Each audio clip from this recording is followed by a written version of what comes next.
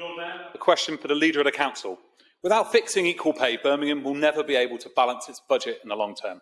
Of the three equal pillars of equal pay, the settlement agreement the Leader claimed was done and dusted last December remains unsigned.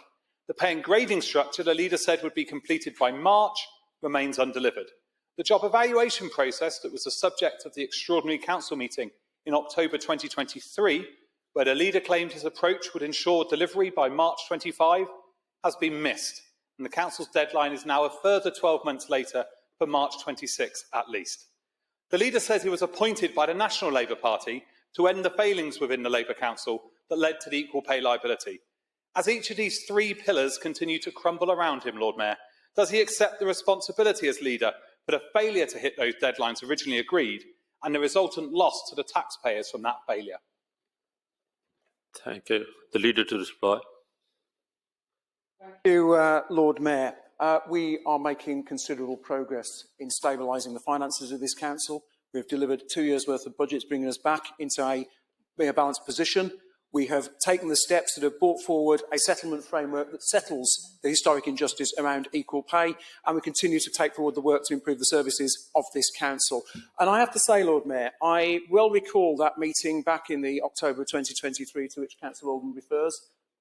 If we had followed the advice that they had given us at that time to pursue an option that would have outsourced the job evaluation process of this council, I fear for what the consequences would have been for all of our services and for our workforce. We were quite right to take that approach. Incidentally, an approach which I know they found difficulty accepting at the time was also endorsed by our commissioners, with whom we continue to work around the settlement of equal pay. And I'd like to pay credit to the officers of this council who've been taking forward the negotiations around equal pay, that settlement framework agreement, and the ongoing work to ensure that we have pay and grading fairness right across this council. Thank you. Cllr Alden. Thank you, Lord Mayor. You recall at that meeting, he told us if he went down his path, he would fail to meet the timetable. He's failed to meet the timetable. He says that the budget is balanced only by borrowing 200 million last year and borrowing 360 million over the next 4 years. That is not a balanced budget.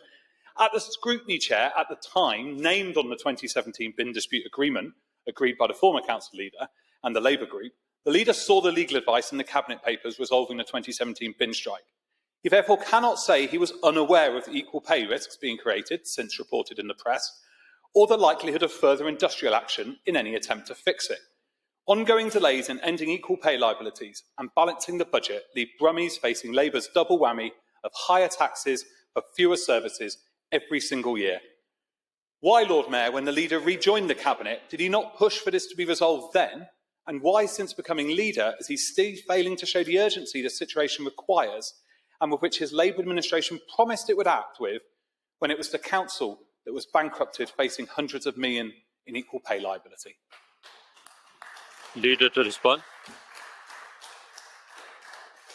Thank you, Lord Mayor. There's an interesting fiction that is often peddled around that 2017 report, and my role in it as a scrutiny chair, which, as I always recall, was simply to give approval to a report go urgently to Cabinet, I believe in the August.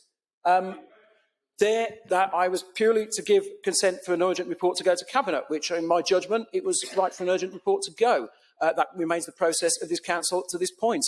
What I've been clear on since coming in as Leader is that we cannot continue to tolerate a situation where this council is dogged by an equal pay liability that has cost billions, that has resulted in pay injustice for our workers, and that is exactly why we have taken the steps to put in place a robust equal pay settlement framework, one that is being agreed in concert with our trade union partners, something that I'm afraid Councillor Alden's party would not have pursued, and in fact would have led to this council falling into a degree of chaos from which I fear it would never have recovered.